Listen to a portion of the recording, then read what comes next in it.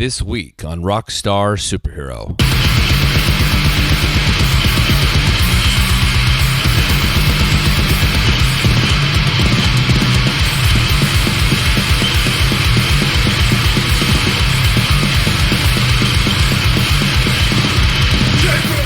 Vaulted is relentless. The music is edge-of-the-seat death metal at every turn, and I know why.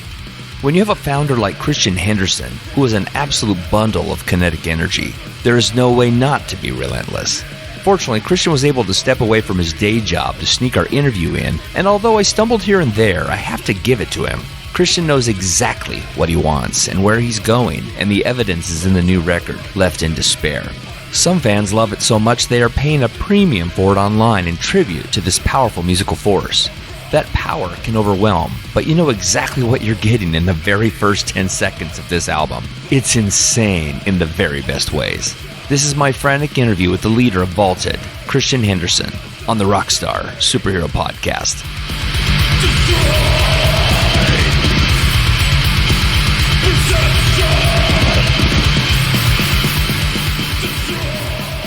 The fact that you're a man on the street, I'm assuming that's Boston somehow in the background. It is, yeah. That's why you hear sirens and shit. Yeah, that's awesome. So, as you say, extreme music from the city. Yeah. Vaulted is your baby, right? Yeah, it is mine. Yeah.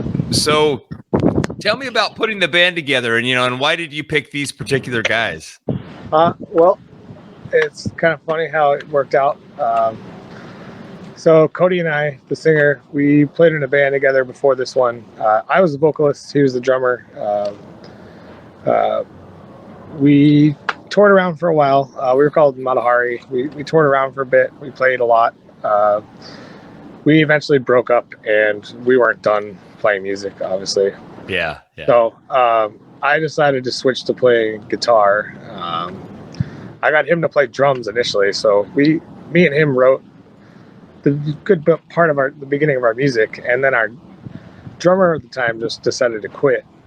So Cody just said, fuck it, I'll do vocals. So that was like the very beginning of this. So he's on vocals, I'm on guitar. Dan, who's playing guitar now, was on bass at the time. We had our drummer Matt, who eventually popped in, and that was the beginning of the band. That was years ago. It was very, a lot of different things happened, and we weren't, we were basically just like trying to throw stuff at a wall and make it work. And then it finally started to work. Yeah. So I got Cody, I got me, I got Dan. We've met Nick. Like I said, we've met him through playing, our first few years of shows. So basically finding the right people to do it, is really what it took. And it wasn't going to happen overnight. Like, unfortunately, we're not the band that's like the same members like you see the whole time. So it's just, but yeah. The brain trust is there. So that's... Yeah. It's okay, though. I mean, look, man, every band makes adjustments. You might add a player. I mean, and most bands, they do it, in a sense, behind the scenes, in private. You're just one of those bands that's done it in front of everybody. Right. Well, I mean, we played out a lot as like the older lineup. I mean, the younger lineups. I mean, so that's good. So everybody knows who you are now. That's the point. Yeah. Yeah. That's cool. Sure. That's cool. Being the fact that you're outside makes me think that Boston isn't as brutal in the wintertime as I expect. Not yet. You just jinxed it for us. Well, I was going to say, you're actually still technically in fall, right? Yeah. Yep. Fall. But something I notice about a lot of bands from the north, right, whether it's Boston or if it's Minneapolis or even Seattle, is we spend a lot of time indoors. And so we kind of make up for the season by writing material, prepping for the summer, for the shows and festivals. Yeah. And it's in your marketing material too. So, I mean, how much do you really believe that the Boston climate affects you personally and the band in general? I mean, I think it's the vibe, I guess. It's like, it's natural that, you're inside all day, you're cold, you're weathered differently, I think, if you're from around here, Yeah.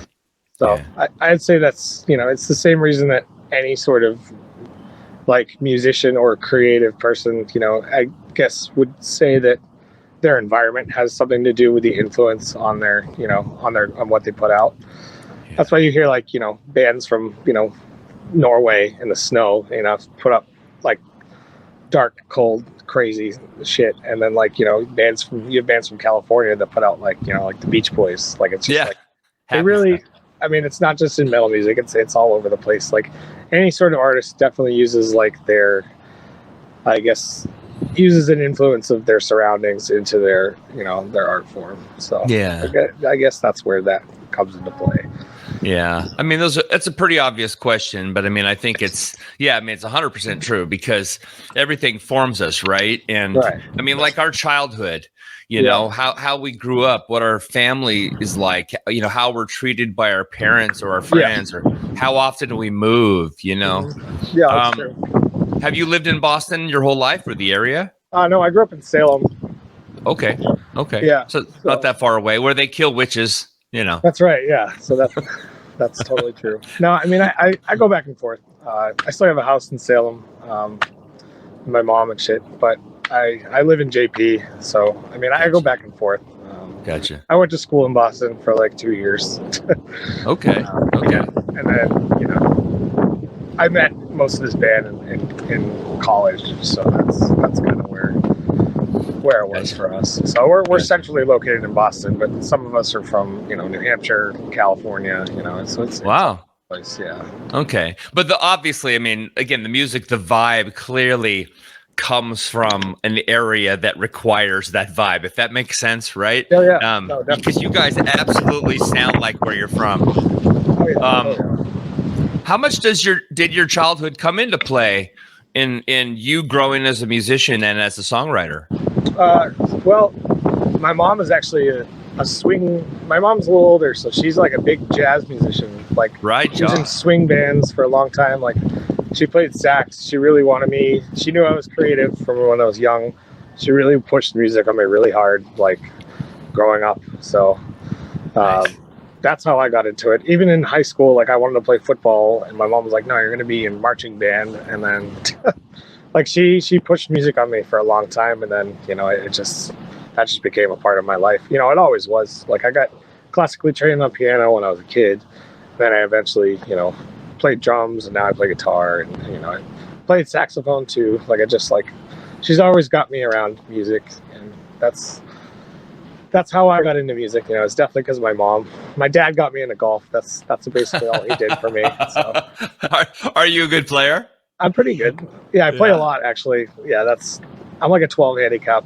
I play a lot. Holy crap, dude! That's I don't think I've ever shot an 84 or a 12 handicap. I don't think I've ever shot that well. That's fantastic, man. Yeah, it's funny actually. I play a lot with this dude who. He runs a merchandise company around here called Downright. His name's Seamus. We play basically until like last week. It was like frozen, brutal like golf season. So yeah, but music definitely whole year. I mean, my whole life definitely played music, played golf my whole life. Those are my two passions in life. Oh, that's awesome, man. Well, 3. I also cook a lot. That's my job. That's where I'm at right now. Oh yeah. Are you a specialty cook? Like, I don't know much about cooking in the sense of like really what a sous chef is or these things, but can you tell me a little bit about that? I mean, if you don't mind, it's a silly little. Those are different degrees. It depends on what kind of kitchen you're in. Gotcha. That's more of like a traditional setting. I'm a kitchen production manager for a small chain of bagel and coffee shops in Boston. Gotcha. It's called Pavement Coffee. We have like 8 locations in the city. We have like a headquarters that will roast all the coffee and make all the food, and that's my department. I oversee that kitchen side of things. So I mean, it's this food production, but then it's also like logistics and like running a small like chain operation. So like running a band. That's literally, everything in my life revolves around trying to run a band. Wow. Run a band, run a business, yeah. Yeah. It's not my business to run. People don't realize how hard it is to run a band. You know what I mean? They just think it's a whole bunch of fun. You just get to go hang out and jam and smoke cigarettes and drink beer and get laid. And it's like, it's none of that crap. No, it's definitely none of that shit. A lot of it's just constantly trying to stay ahead and keep yourself relevant. You know, it's like Yeah. music always comes first, but everything else is like congruent. Like you have to stay relevant. You have to, you know, keep up with your whatever, you know, whatever you're trying to push to people, like trying to keep people engaged on social media. Like it's just, there's a lot of stuff involved. Yeah. You know, get yourself on the right shows, like promote them yourself, like, you know, make sure you have the sick merch, like make sure you know, you're ahead on what the trends are, you know. Yeah. So it is a lot of it. So. Well, you'll have to forgive me too, because I'm on the verge of sneezing right now. And I can just feel it like percolating in the back of my head. But you know, talking about that, Left in Despair, your new album came out a few weeks ago, right? Yeah, it did. Yeah, it did. So I don't know an artist that doesn't overthink everything about a song or an album or a concept or even a moment. So you know, when you look back at the album, I mean, I know it's still fresh, but do you wish you had more time to work on it, or do you feel 100% on it? Like here's our very best work. I'll tell you a funny story. This album was rushed because we were like, shit, we need to get this done so that we can hit the touring cycle and get it released by March of 2020. Oh my God. So, I mean, we recorded this album in January of 2020, like right before the pandemic. Yeah. And we were like, oh, cool. Like, we'll get it done. Like, we booked a month of studio time. I spent most of the time in the studio for that whole month, like, just like going at it with Shane. Like, the other guys had some part in it, but, you know, me and Shane really like formed that stuff to make it sound like actual songs. Right. The ideas were there, the song structures were there, you know, but we hammered out everything. We hammered out vocals, like literally lyrics and vocals within the month of recording. Like, we rushed the fuck out of it and then literally had to sit on it for like, what is it, almost 2 years. Yeah, so 2 like, years. I mean, I really wish that we didn't record it at the time. I wish we just like let it go and then like kind of worked on it more during the pandemic. But, you know, I'm glad that it got done. I'm glad it's out there, and I'm glad we've had all the time since it's recorded to work on new material, you know, that I think maybe the next records are going to be, you know, the epitome. Yeah. I don't think there's ever going to be an epitome, but I think they're like, we're going to basically start to put out, you know, those epitome records that you talk about, you know. Yeah. I'd say Left in Despair is a great start for us. You know, we have a few records that we came out with before, but they were just kind of like, you know, we didn't put much thought of like your studio presence into it, of like being in a month producing a record, you know. Yeah. Yeah, you know, it's interesting though. You said this. You talk about rushing things. Yeah. But I mean, and I'm not comparing you to the Beatles, but you know, the Beatles are all over the news lately because of the new documentary Get Back. Right. But the reality is that band, like a lot of bands, was always under pressure to put out a new album. And back then they were putting out a new album, you know, every 6 months, which is just mind blowing. That's insane. Yeah. So I mean, look, good music is good music. Good songs are good songs. And I mean, your album starts with a song called Forged in Darkness, which is the perfect opener. It's classic old school hardcore death metal, man. Yeah. And it doesn't disengage at all. Yeah. And you know, I know these are cheesy comparisons, but I mean, I was thinking it was like a praying mantis, right? Because the music just goes and it locks its jaw down on you, and it sucks the blood out of you. I know. It's like the next record I want to get it. There's no, like, we don't give up on that album at all. Like, I feel like, I don't know where I was coming from with that, but like, that was just like, not like kind of a punishing it is. Record. It is. It's relentless. There's no like melodic breaks. There's no cool, I don't know. I'd like to expand a little bit more on maybe making things a little more pretty for the next one without losing the edge. But it's just, that record is pretty much from the end to the beginning. There's no like, you know, there's no easy listening. Yeah. On it at all, which is funny. Maybe it's because it's forged under that time frame. You know what I mean? You had no time to overthink it, and overthinking it, as you know, is like the artist's enemy.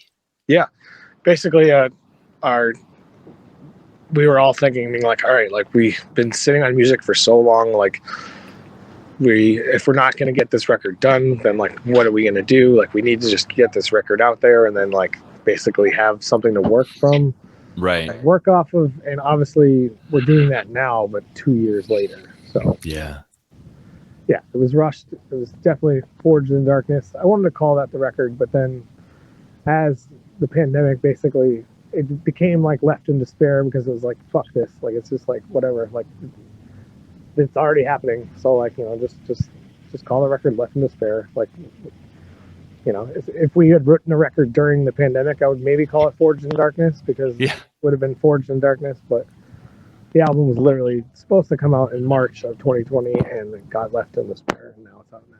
So yeah, that's okay, man. It's such a great record, and it's so, like I said, it's relentless. I mean, you're explaining the same thing. You're basically agreeing with me that it doesn't let up. Yeah. If you had to pick a sound or a style that best describes influence, I hate the influence question, but I have to ask it, because in this particular album, I mean, there's a sound to it that sounds like this, like a death scene. And what I mean by that is it's there's the European style of death metal, and then there's like the Florida death metal, right? Yeah. I mean, there's other genres too, but those two sort of locational subgenres actually sound very specific. And I'm wondering what your take is on that, because I mean, I feel like I hear more Entombed than Deicide, for example. Oh yeah, you definitely will. But maybe I don't know what I'm talking about, No, for sure. I'd say it starts with the vocals and the vocal production, R.I.P. LG Petrov, like obviously like that Swedish death metal sound comes straight from like gigantic, like absolutely like drenched in reverb vocals that sound like somebody's on top of a mountain just like screaming down at you. So like, it starts there. Right. But then definitely like obviously the HM2. I don't just use an HM2. I drive it with like two different gain stages. Like I'll have a ST9 Pro Plus, which is a pedal that Cannibal Corpse uses, like to give that really low end, overdrive. And I put that into my HM2 into like the gain stage on my amp. So it's like definitely there's the HM2 tone to it, and that's what you're hearing from the Swedish death metal stuff. Yeah. But then I kind of like pepper in a little bit of what some of those Cannibal Corpse guys are doing, and like that really heavy low tone. So as far as like writing styles, I would definitely say I'm more inspired by like Clandestine, like Entombed, like that, when they started getting real fast, like Chaos Breed, like songs like that, just like basically like stadium death metal songs that sound like, sing along death metal. And, obviously the better we get it, not the better, but I guess the more we go on, the more I would like to branch out a little bit more into not just like fucking pound you in the face, like just like, have a little bit of restraint, but still have that kind of pound in the face thing. But, I definitely took that stadium death metal, like just like fucking banging your head constantly, like a little too far on that record. So, if you want to say between, Swedish or, European death metal and US death metal, I feel like it's probably closer on the side of European.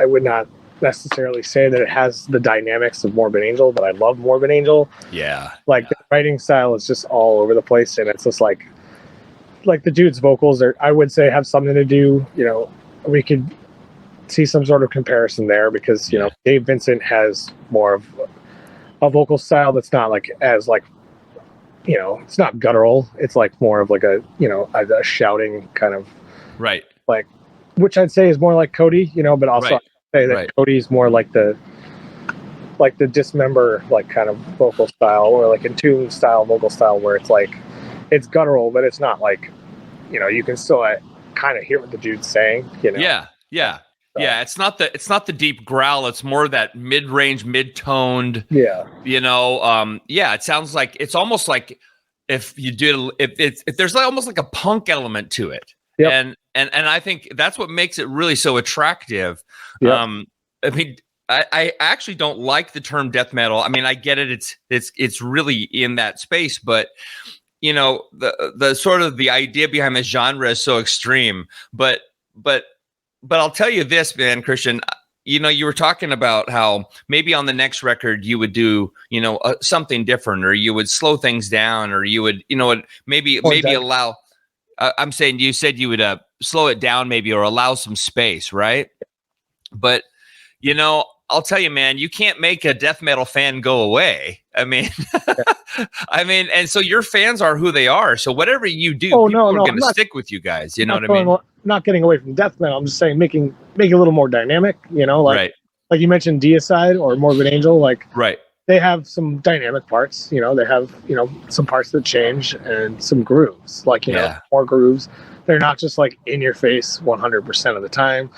Like some of those later Morbid Angel records have weird fucking interludes and stuff. It's just adding a little bit more for more people, without losing really who we are or anyone that listens to us. I'm not saying we're going to change genre to genre. We're not going to go like that. I'm just saying the more we go, the more I would like to, progress, as any man should. Yeah. Yeah. No, I mean, I think that's super cool. I mean, like I said, the music is really, really spot on. You created something that actually sounds like you guys. You can hear your influences, but that's a good thing. I want to hear where people come from, if that makes sense, know? But something that I wanted to talk about before I let you go, because I know, again, we have some short time here, but you're good. I'm fine. Oh, okay, cool. Well, I was talking with Marco Malcorps of Anti-Ritual recently, and he himself is the most hardcore and yet thoughtful individual I might have ever met in my life. Very, very different. Very not American, very European. Yeah. And his band and he himself he's a huge proponent of social justice and social medicine. And at the same time, very anti-government, stay out of my life, right? Yeah. Anti-religion, anti-everything, basically. In other words, this is my family, this is my band, leave me alone, right? Right. And with a lot of death metal in particular, and granted, I'm using Deicide as an example here, but there's a huge sort of anti-religion stance, right? I'm trying not to swear too much, but a fuck God sort of perspective. You know what I mean? Yeah. And look, I'm not here to challenge our listeners' perspectives on this, or to put you into the same box. But I'm curious if you have a particular direction you're trying to, what you're trying to say with your music, a message. Do you have a message? There's definitely a message for sure. Okay. We're all online with, obviously human rights and, women's rights and, trans rights, anyone, any basic human right, there's no, it's basically an endless definition. You can't really define human rights, but, we're definitely big, proponents of that. And we like to push that, message in our music. We also, would like to create a safe space for everyone in our music, which is kind of funny, because it doesn't sound like we are, but we are, that's where we're coming from. We definitely are anti-religion. We're not anti-religion, because then you're trying to control, or at least telling people that you're personally putting yourselves in a box and saying you can't believe what you want to believe. I obviously personally want anyone to believe whatever they want to believe, as long as it makes them feel whole, because what I believe makes me feel whole, and I feel like anyone should be able to have that same respect, so I'd say we definitely push, there is some message in our music where it's definitely fuck God, because fuck God, but at the same time, my mom's gonna be so upset. If you don't, what I'm saying though is also don't fuck God. If that's what you're believing and that's what you want, that's totally your light. But we're just gonna say that this is our music, and if you want to listen to us, this is what we're coming from. I'm not saying I don't have I'm not like Glenn Benton. I'm not gonna put it. I know. He literally hates God. He's not playing around. Yeah. But yeah, definitely we're big into, human rights, basically social. We use this as an outlet, essentially to show, to at least get out some of the emotions that we're feeling inside when we write our music, when we write our lyrics, and we hope that somebody finds some sort of, I guess, if they're listening to us and, they'll hear a lyric, or they'll hear a part, and maybe it helps them, or it makes them feel like, they're heard, or, they know what we're talking about. If we can connect with anyone in any way like that, that's really what we like to do, Yeah. So we do have a stance, it's not uniform, it's not necessarily, cliche or anything, it's just like, it's basic human rights, and, just like using your own will and your own brain as your God. And, we're not necessarily into traditional values, Yeah. Well, I mean, but that's so interesting. And again, going back to all the sort of the expectations of what a metal band should be like, or what a death metal band should be like. That's true. You're proving that it's the stereotype isn't true, right? Because you are being thoughtful about it. Sure, it might be dissonant or might be completely different from what traditional culture says or expects, but that doesn't mean that you don't have a point, and it doesn't mean you're doing it without honor and with love. I mean, I'm not trying to be cheesy here, but the fact is you're this lovely guy who loves what you do. Yeah. You believe in what you're doing. You're trying to support the human condition. Yeah. And at the same time, I mean, really, when you get down to it, Christian, you're actually trying to do what the church should do. Yeah. Right? You're trying to honor everybody and love on them despite their differences, despite the fact that you may not agree with them, because everybody deserves to belong. Right. And you're doing it through this intense rhythmic message. Right. And I think that's completely badass. And I think that's why it catches me. You know what I mean? And I won't put it like verbatim in our lyrics. When we write lyrics, we definitely write like poetry, or things that you're not going to see something. We don't say things verbatim is basically what I'm saying. Right. So, but you wouldn't be able to pick up on anything I just said by reading our lyrics. But I will say that, a lot of it is like, I guess creating a semblance of being able to be, anyone could read that and be like, oh man, I can interpret this any way I want to. Like, this is great. Yeah. So, that's basically what I'm saying. Yeah. That's cool. Do you stay away from reviews, or do you eat them up like candy? I mean, I'll read reviews for sure. I don't mind. I mean, I'm definitely like a little critical of my own music. So if I'm going to read a review, I probably already said it about myself. Like if it's a bad review, like I'll be like, well, wasn't big into song number 6 and the transition in that part. Like I totally get, we could have lost some listeners there. Yeah. No, but it's, yeah, I'll eat up reviews. It's not the end of the world. I definitely, go ahead. Yeah. No. I'm trying not to jump on top of you. I was just going to say that I think reviews are awesome, even when they're negative, because you're getting a feel for where your fans are. But the fact is reviews in a lot of ways don't matter. It's kind of like what you were saying about the music before, saying like, if we made this change, maybe it would make me happier. But the reality is your fans are going to find you and love you no matter what. So nobody cares about the reviews. Your fans are your fans. They don't go away. A death metal fan never goes away. They die with the band. Yeah. No, yeah, that's true. So yeah, no, I'm not saying change. If I wanted to change writing metal, I would just start my own record and just keep this fan going. That's cool. That's cool. Yeah. Sorry, I'm hitting on that so much. I just I'm fascinated by you. Do you remember the best review you ever got? Was there one guy that just like completely fell apart talking about the band? I mean, not yet. Okay. I mean, I'd say, sorry, I got some stuff out here.